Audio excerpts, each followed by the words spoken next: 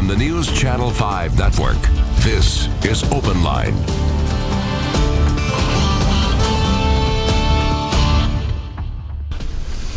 Hey there, everybody, and welcome into a special edition of OpenLine. I am Steve Layman, taking off the sports hat tonight, and we're going to talk about what has affected everybody in this city over the last 9 or 10 days, and that, of course, is the tornado outbreak of early on March 3rd. Certainly affected me. That night I was at home getting off the air from doing the sports here at NewsCHannel 5 and literally watched the tornado cross into East Nashville after it hit here at the station, watching Bree and Henry on the air, and immediately you kind of spring into the action to see if you can help, to see if you can provide information for people, and you go on the air. And that's what we did here at NewsCHannel 5. We were on the air for about 20 hours that day, and so many people saw a lot of different things. But what I saw that night and what I saw over the following days is what blows me away about this city and this state and its strength is the people coming together in ways that I've never seen anywhere before in the face of disaster. They came together, they rallied, they helped, they raised money, they volunteered, they served, and we started the process of coming back, and we created hope and we created faith in that time. And I want to thank you, the audience out there, for your part in that. However big, however small, it was a part in what this city is going through. And I think this city's always been known for its servant's heart. And I don't think people have necessarily called that over the years. But when you look at what Nashville is known for, it's known for its hospitality and entertaining people and bringing them here and serving them ultimately. That's why it's such a tourist destination. That's why people want to come and they want to eat here and they want to have a good time here. But I think you see that heart more than ever when one of our own needs help.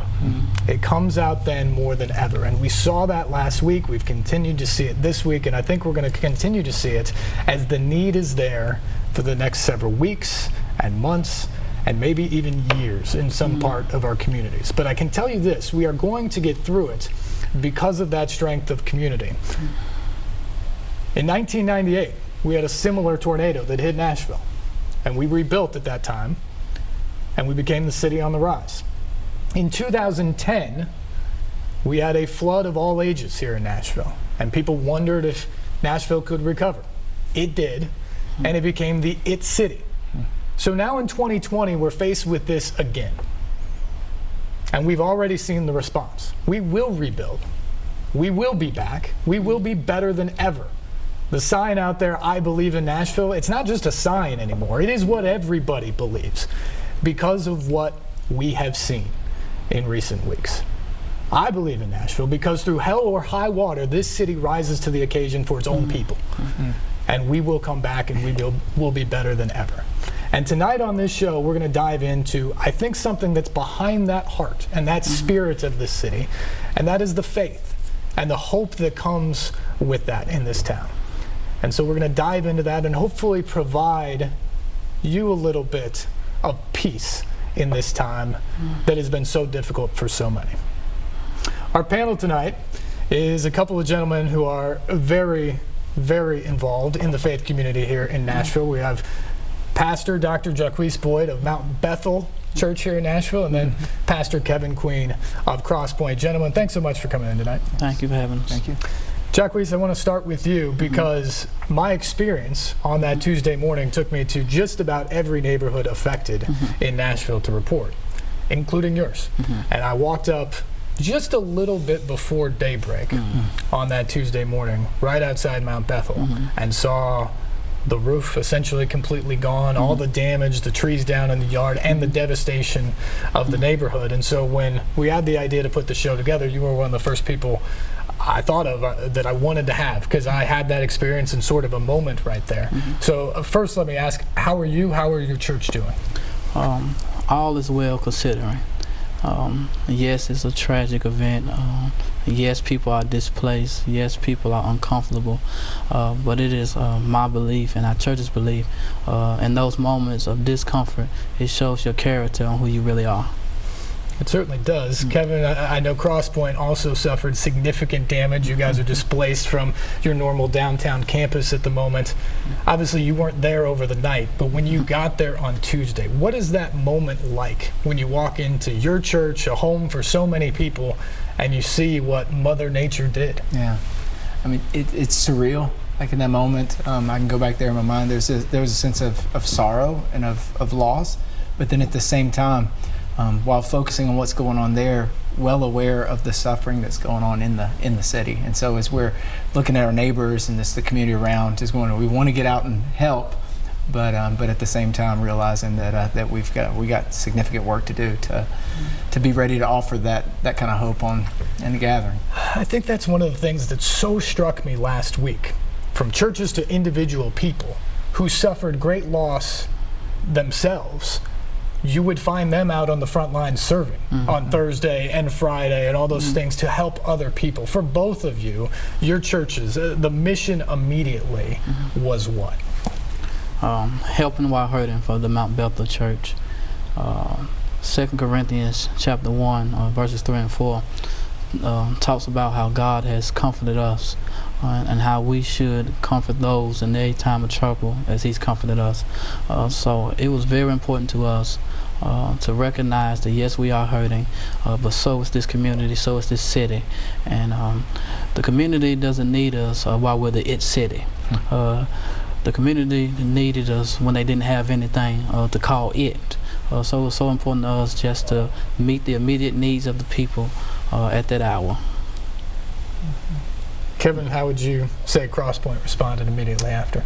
So immediately after it was, let's mobilize volunteers. I mean, there's just this generous heart in the church. What was interesting is the sign of the church, that Cross Point sign that you can see from the interstate had to come down. And I remember there was a moment when I was walking across Jefferson Street and all the traffic was shut down on Jefferson Street. And I just remember having that moment of just kind of overall emotion that the sign has come down, but the sign is out in the communities. The sign is serving in North Nashville. The sign is serving in Mount Juliet. The sign that Jesus said, this is how they'll know that you're my disciples, that you love one another. And I was going, that's the sign. That was supposed to be the billboard all along in the way that we love one another, in the way that we love people in the communities He's placed us in. And so that was there was that moment of sorrow, but then at the same time you jump right into how can we serve and the volunteers. Yeah. And Jacques, for your church community in Mount Bethel, correct me if I'm wrong, but I think a lot of your communities right there in Buena Vista, in North Nashville, right around. How many of your parishioners were directly affected by the storm? A majority of, we are a community church, always have been, and in that circle, even those who did not live there or don't live there presently, was raised in the community. So the emotional attachment from your childhood up to now, to come through a community that you once played in, to see it demolished, to see it deserted is just hurtful. I heard a lot of those stories in our time in North Nashville last week of people. That community, may be more than any, has a real significant faith history. I've often called it sort of the center of faith in the Nashville community. But not only that, it's just a history of families who live there now. They lived there 100 years ago. They lived there 150 years ago. It goes back that deep. And that was one of the real concerns I heard, is how do we make sure that this remains ours? How important is that to your church and to the other people of the community there? Of the utmost important. Nashville has a rich history that dates back to Nashville's founding. During the Civil Rights Movement, North Nashville played a major part in that. For the faith community, Nashville plays a major part in that. We jokingly say that there's a church on every corner in North Nashville, but it really is. It's a reality, because so many individuals are trying to get the message of Christ out. So it's such a vital part to have our churches in that community. That's so true, because the first place I went when I got there was Hopewell Baptist. We walked up the street to King Solomon, then we walked down the street to Mount Bethel, so it truly was on every corner, and unfortunately it was right in the eye of the storm at that point.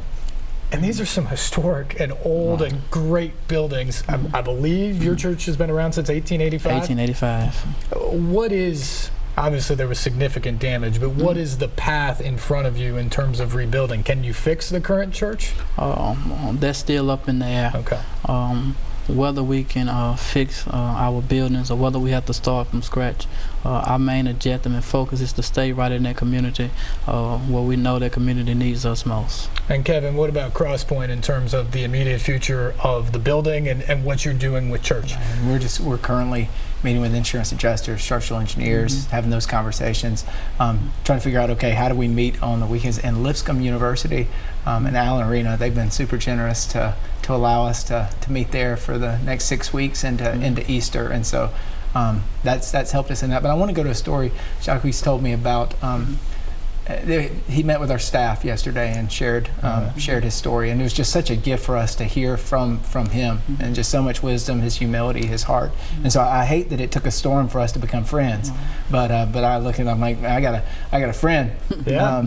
And he shared about the building taking the brunt of the hit. Can you share that with folks? I think they would benefit from hearing that as well. Our church is in an interesting part of the community. We sit in the middle of gentrification. On one side of our campus, we have $500,000 homes. On the other side, we have community housing. But the interesting thing, when the storm hit, it hit directly into our Christian center. And if our Christian center would not have been there, the storm was on a path to destroy a row of homes that were just built, newly developed. Those homes were filled with families, filled with children, husbands, wives. And by our Christian center taking that direct impact, I believe that those lives were saved.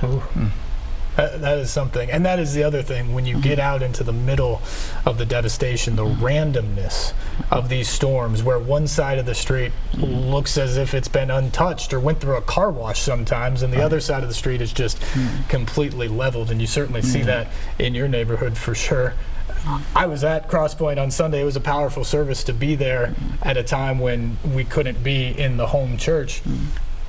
But I saw images, and we ran a story on NewsCHannel 5, Dr. Boyd, from your service just outside your church on Sunday. Yes. That had to be an incredibly powerful scene as well. It was. We called it worship in the rubble. It was so important to bring the church, to bring the community, to bring the city to where we once stood. We can reflect on where we were. We can see where we are. But we can also see where God was about to take us. And it's just something about being in the atmosphere.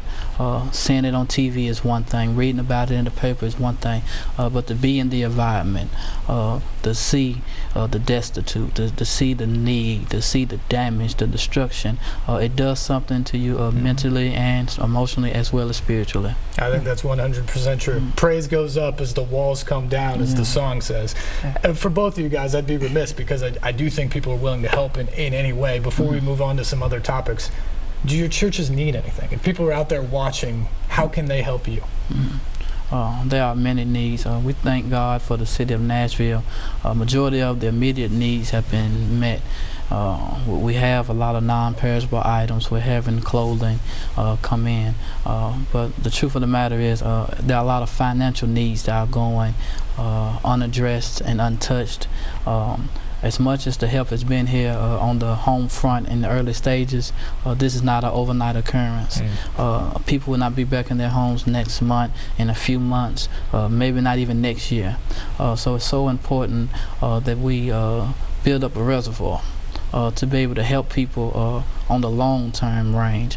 So for us, we believe while we're doing all of the things we can now, we're trying to make sure that the monetary needs of our community will also be able to be addressed down the road. It really is a marathon, not just a sprint, isn't it, Kevin? Yeah, that's right. And I believe in Dr. Boyd and what they're doing at Bethel Missionary Baptist Church, and as a church, we're behind what they're doing, and so I think it'd be a great cause for people to get behind in that community.